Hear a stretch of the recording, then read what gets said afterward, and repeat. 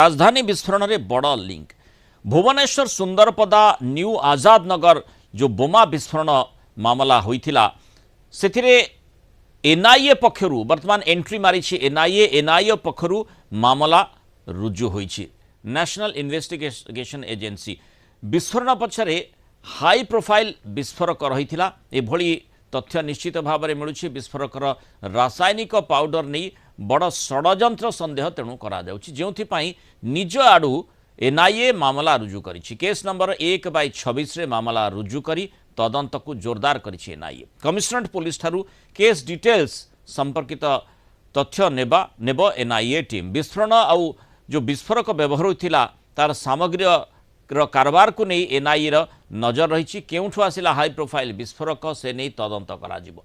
गत 27 जानुआरी रे विस्फोरण घटिथिला।